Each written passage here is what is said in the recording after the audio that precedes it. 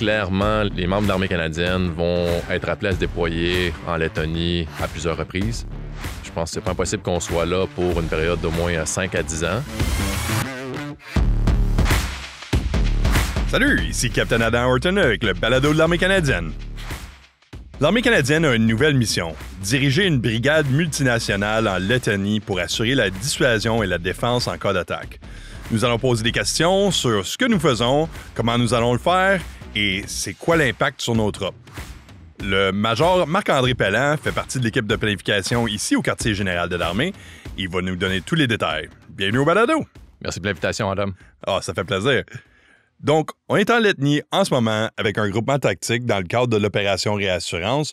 On fait de l'entraînement, on fait de la dissuasion et maintenant, on passe au prochain niveau qui est une brigade. Qu'est-ce qui va changer? Plusieurs choses. Premièrement, le nombre de soldats que l'armée canadienne va devoir envoyer en Lettonie va augmenter beaucoup. Fait que si on pense au groupement tactique actuel, on a à peu près 700 soldats qui sont présents en Lettonie. Le chiffre annoncé par le gouvernement du Canada pour la mission Réassurance, c'est 2200, en excluant une couple de centaines qui appuient la mission, mais à travers d'autres fonctions, puis à partir de différents pays en Europe, comme du soutien pour ce qui est du renseignement ou du soutien logistique. On va probablement se retrouver avec tout près de 2000 soldats en Lettonie. Certains qui proviennent d'autres niveaux 1, comme l'aviation, mais le gros des forces là, va vraiment provenir de l'armée canadienne. Puis on peut probablement s'attendre à avoir 1500, 1600 soldats canadiens au sein de la brigade, puis une couple de centaines aussi présents en Lettonie, mais qui vont appuyer à partir d'autres entités qui vont offrir du soutien logistique pour ce qui est de la mission à partir du théâtre. Donc, des gens qui vont participer à la mission, mais sous un élément de commandement national ou un élément de soutien national. Qu'est-ce qu'on a là comme soldat en ce moment? Puis, quel métier ou quelle capacité est-ce qu'on va rajouter en changeant la mission à un plus gros groupement tactique? Présentement, le groupement tactique est principalement composé de fantassins. En plus de ça, on a le premier escadron de chars qui vient tout juste d'arriver en Lettonie. Il y a présentement aussi des membres de l'artillerie. Fait qu'il y a une batterie de M777 qui est présentement au sein du groupement tactique. On va rajouter des éléments de commandement et contrôle. Fait que les signaleurs vont avoir un gros rôle à jouer dans l'établissement de la brigade multinationale pour aller permettre le commandement et contrôle du quartier général de la brigade. Il y a aussi des éléments d'artillerie qui vont se rajouter pour aller former une unité d'artillerie multinationale. Fait qu'il va y avoir un bataillon qui va être mis sur pied d'artillerie pour aller centraliser tous les éléments de feu indirects qui présentement se trouvent au sein du groupement tactique. Donc, on va les sortir de là, on va les centraliser puis les mettre dans une unité vraiment dédiée d'artillerie qui va aussi inclure des éléments de la 5e division, donc des éléments de défense antiaérienne, des éléments de recherche et acquisition de cibles. Plus de ça, éventuellement, donc un peu plus vers la droite là, dans l'échéancier, mais on va avoir des ingénieurs qui vont se rajouter à la brigade. On parle également d'éléments logistiques pour aller former un bataillon de service multinational. Il y a aussi des éléments médicaux qui vont se rajouter. Fait que les gens sont habitués de voir les marcheurs, les médics au sein des compagnies d'infanterie. On regarde aussi à envoyer un hôpital rôle 2 à Bravo en Lettonie avec un nombre de personnels qui vont être là pour, assurer le soutien médical de notre personnel, mais aussi avec l'installation qui va déjà être prépositionnée, on va être capable d'envoyer du personnel médical supplémentaire pour aller opérer cet hôpital-là lorsque requis lors d'exercices ou d'opérations. On va aussi rajouter des policiers militaires, des gens, quand on y pense, là, de pas mal tous les métiers de l'armée canadienne vont être représentés au sein de cette brigade-là. C'est sûr qu'en ce moment, on a une certaine capacité, là, mais là, on va faire rentrer pas mal plus de gens. D'un côté logistique, comment est-ce qu'on va être capable de faire l'expansion de la mission et soutenir les troupes qui vont arriver? Fait que présentement, on travaille sur des projets d'infrastructure en théâtre pour, en fond, augmenter le nombre de lits qu'on a là-bas, la capacité des cafétérias, fait que qu'est-ce qui est du soutien réel pour nous permettre là, d'augmenter notre présence en Lettonie. Les gens qui ont déjà déployé en Lettonie, ce ne sera pas une surprise pour eux que le camp d'Asie, il est pas mal plein. Fait que tant au niveau des dortoirs que la capacité des cafétérias, que même les emplacements pour stationner les véhicules. Fait avec l'annonce de l'expansion, le Canada, on a travaillé sur des projets d'expansion au niveau de l'infrastructure. On travaille sur l'ouverture d'une nouvelle base proximité de l'aéroport international de Riga qui va s'appeler CERI. Puis, c'est là qu'on envisionne le QG de la brigade multinationale qui va aller s'installer, en plus de d'autres éléments qui vont se rajouter à la brigade à partir de l'été prochain, l'été 2024. Si on regarde à l'Afghanistan en préparation pour la mission, on a commencé peut-être avec des uniformes différents, on a commencé avec l'équipement différent, puis là, à fur et à mesure, on a fait rentrer de nouveaux équipements. Est-ce qu'il y a des projets en place d'équipements qu'on va voir pour supporter ces activités-là? Il y a quelques projets qui avaient été identifiés comme besoins opérationnels urgents qui précèdent l'annonce d'expansion de groupement tactique à brigade. Ceux-là incluent les missiles anti-chars, système de défense antiaérienne portable pour nos soldats, ainsi qu'un système anti-drone. À partir du moment où la brigade a été annoncée, il y a certains projets qui ont été initiés pour augmenter le nombre, parce qu'on passe d'un groupement tactique à une brigade. Donc, il y a beaucoup de projets qui sont en cours pour venir augmenter le nombre de missiles anti-chars, le nombre de missiles antiaériens qu'on va acquérir avec ces projets-là qui avaient été identifiés comme besoins opérationnels urgents pour le groupement tactique. À ça va se rajouter d'autres projets. On travaille sur l'acquisition de nouveaux équipements, nouveaux véhicules pour aller équiper les gens qui vont aller en Lettonie. Des véhicules tactiques pour les bataillons légers, les munitions rôdeuses, ou en anglais, les loitering munitions, en est un. Fait que si on imagine un système d'aéronef sans pilote ou un UAV, par exemple le Raven, que le corps blindé puis le corps d'artillerie utilisent, ces munitions-là, on peut imaginer un drone téléguidé qui devient une ogive ou un obus ou un missile. C'est un petit peu ça le concept. Ça va vraiment augmenter les capacités de la brigade en Lettonie. Ouais, j'imagine aussi que les soldats ont hâte de voir ça parce que j'imagine comme, tu sais, dans le contexte d'Afghanistan, quand tu es dans un combat où il y a une sensation peut-être que tu n'es pas aussi sécure que tu pourrais l'être, avoir du support aérien, c'est super utile, c'est réconfortant. Puis avoir cette capacité-là comme presque dans ta poche, là, où est-ce que tu peux l'avoir, puis c'est à toi, puis tu peux t'en servir comme tu veux, là, ça peut faire une grande différence. Je pense que ça va faire une grosse différence pour la brigade dans leur capacité à aller vraiment étendre leur portée. Ça fait aucun doute. Puis, tout ça, ça va être des capacités internes à la brigade. Donc, on va être indépendant un peu du soutien aérien sur lequel on devait vraiment dépendre pour ce qui était des frappes vraiment plus en profondeur, là. Et en termes de coalition multinationale, c'est évident que on appelle ça une brigade multinationale, c'est pas la brigade canadienne. Quel partenaire est-ce qu'on va travailler avec dans ce projet? Présentement, le groupement tactique est constitué d'une dizaine de nations. Puis presque l'entièreté des nations nous ont dit qu'elles allaient continuer à contribuer à la brigade, qui est vraiment une bonne nouvelle. Puis à ces partenaires-là vont se rajouter un partenaire principal qui va être le Danemark. Fait que la contribution actuelle qu'on voit de la part des autres alliés, ils vont demeurer avec nous en Lettonie. Puis les Danois ont promis là, de contribuer un groupement tactique qui va commencer à l'été 2024.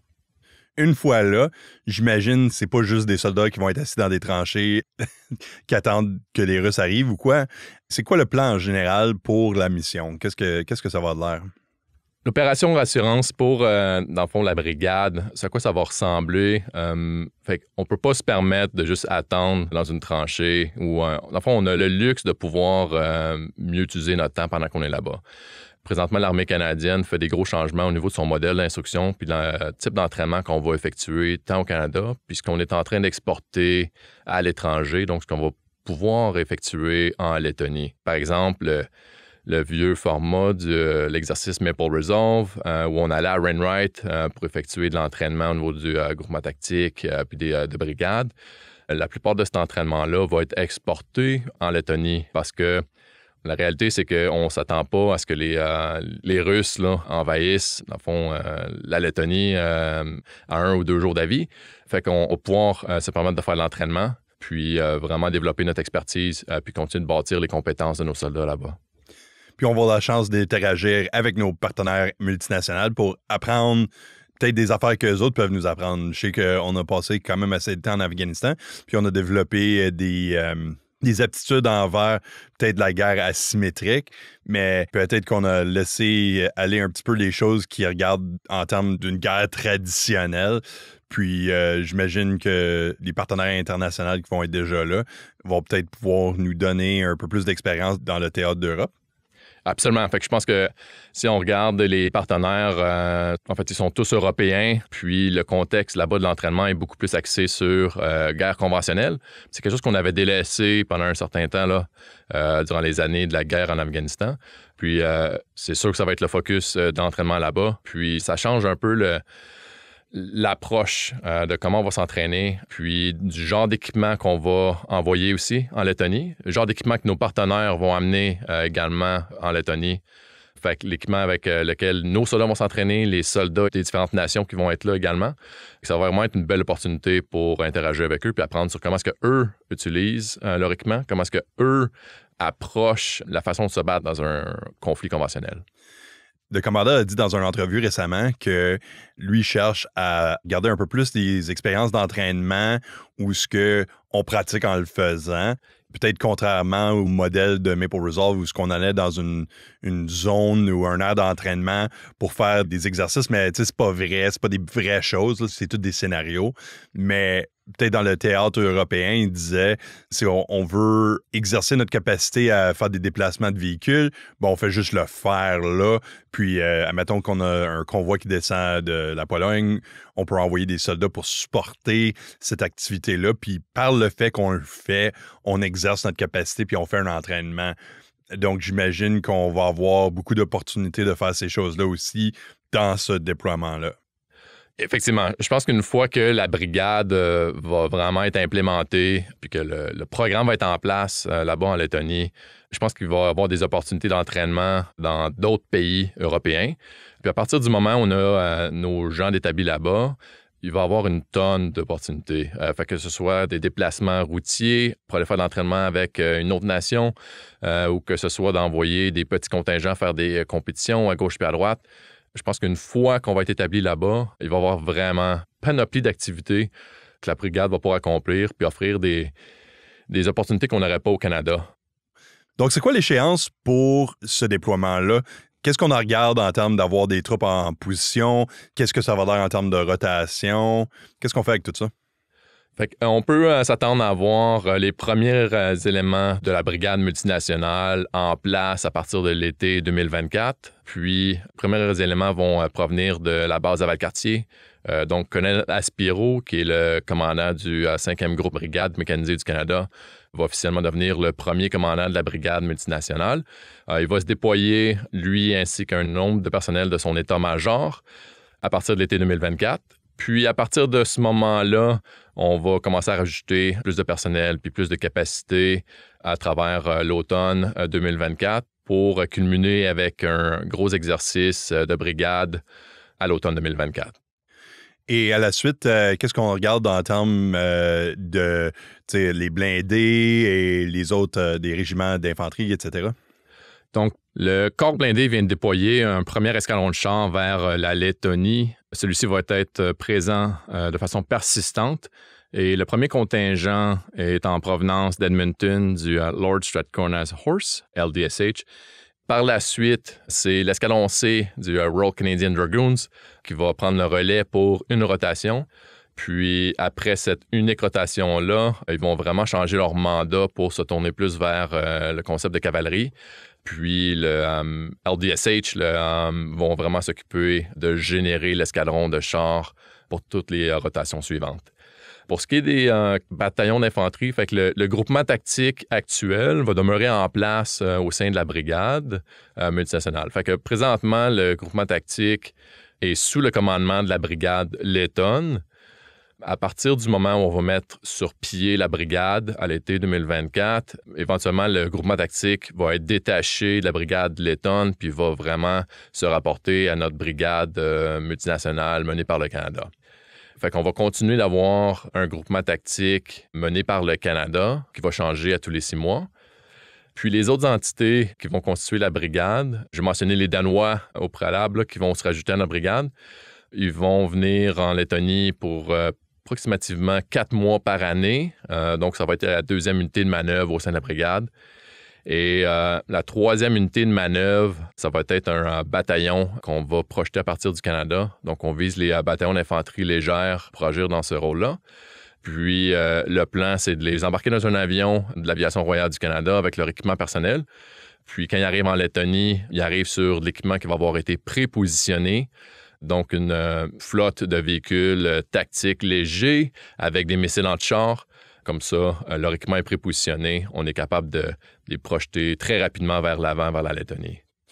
Donc, on va certainement exercer notre capacité de faire cette projection-là une couple de fois au travers des années pour faire sûr que ça fonctionne tout. Absolument. Fait que le plan actuel, c'est de projeter de façon délibérée, au moins une fois par année, vers la Lettonie pour aller faire un exercice majeur au niveau de brigade à chaque automne de façon annuelle. Ça, c'est sûr, ça va être dans le calendrier. Puis, lorsque ce bataillon-là ne sera pas en Lettonie, donc de retour au Canada, ils vont avoir un mandat de haute disponibilité, prêt, retournant en Lettonie s'il y a des indicateurs ou des avertissements qui nous montrent que la Russie est en train de se tourner sa posture vers le front oriental de l'OTAN. Là. Et quel impact est-ce que ça va avoir sur les unités qui ne sont pas déployées? Comment est-ce que ça va changer notre cycle de préparation, d'entraînement, de déploiement? Le plus gros changement, c'est l'exportation de l'entraînement vers la Lettonie. Le modèle où on est habitué de partir pour Wainwright pour plusieurs mois par année durant l'année où on est en montant en puissance, où notre année d'entraînement va changer considérablement. Donc, la plupart de l'entraînement va être effectué sur la base d'appartenance des unités. Puis, le plus haut niveau qui va être fait au Canada, ça va probablement être au niveau des groupes, compagnies, à partir d'équipes de combat. Surtout qu'on parle d'entraînement avec les chars, tirs réels, tout ça va être exporté en Lettonie. Fait que ça va réduire de beaucoup le nombre de semaines que nos soldats passaient hors de la maison pour faire de l'entraînement avant de se déployer. Puis ça a été énoncé très clairement comme une intention par le commandant de l'armée de vraiment réduire le nombre de semaines hors du domicile pour nos membres. Puis, on vise un maximum de 10 semaines loin du domicile, dans le fond, dans l'entraînement préparatoire, ce qui serait une grosse réduction par rapport au modèle actuel, au modèle qu'on effectuait dans les années passées. Oui, c'est sûr que c'est pas facile aussi quand on fait comme 2-3 mois d'entraînement en préparation pour un déploiement, que ça aussi, c'est peut-être 6-7 mois, là, ça vient long, puis c'est difficile, ses familles, puis ses soldats aussi. Ça avait un coût réel sur nos soldats, sur la famille de nos membres aussi. Puis, on profite vraiment de l'opportunité de pouvoir conduire de l'entraînement en Lettonie pour pouvoir exporter certains de ces entraînements-là, pour pouvoir réduire au maximum le nombre de semaines loin de la maison, loin de la famille pour nos soldats, avant de partir sur un déploiement qui va être de 6 mois pour la plupart des gens, durant lequel ils sont capables de faire l'entraînement. Fait que c'est ça l'intention. Et quel rôle est-ce que la réserve va jouer dans ça? Il va y avoir beaucoup d'opportunités pour nos réservistes. Fait que dès le début de la planification, on avait inclus dans les estimés budgétaires, dans les estimés pour le nombre de personnes, jusqu'à 20 % de réservistes pour l'entièreté du nombre de personnes qui allaient être déployées sur Opre Assurance. Il va y avoir un mélange d'augmentation individuelle, le modèle qu'on est habitué de voir présentement pour ce qui est de l'intégration des réservistes. Fait qu'augmentation individuelle avec des entités formées. Chaque division qui va se faire donner la tâche de supporter la mission de réassurance va devoir générer un peloton de protection de la force. Fait que ça, c'est une entité formée que la réserve va vraiment devoir générer. Ça, c'est tant vrai pour la division qui est en charge des préparatifs pour la mission. Également aussi un peloton de protection de la force qui va être assigné à la 5e division, qui souvent étaient des réservistes qui n'étaient pas directement ciblés pour venir supporter la plupart de nos missions. À court terme, là, on peut s'attendre à avoir au moins 2 pelotons de protection de la force qui vont être générés à partir de la réserve de l'armée canadienne. Est-ce que les réservistes vont avoir la chance de s'intégrer aussi aux unités qui font l'entraînement puis qui participent aux exercices dans cette région-là? Le plan depuis le début inclut l'intégration des réservistes pour, oui, la mission, mais également l'entraînement préparatoire. Le but, c'est d'intégrer les réservistes pour 6 mois avant le déploiement pour offrir un emploi pour une période de 12 mois. Donc, 6 mois d'intégration pour l'entraînement suivi d'un déploiement de 6 mois.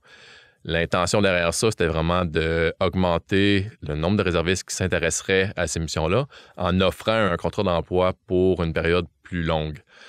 On vise également d'être capable d'afficher et de publiciser ces opportunités 18 mois avant le début de la mission. Puis on pense vraiment qu'avec l'affichage des positions 18 mois à l'avance, intégration de l'entraînement pendant 6 mois avec les membres de la force régulière, puis un déploiement de 6 mois, on va être en mesure d'aller chercher plus de réservistes pour venir nous aider dans la mission Oppressurance.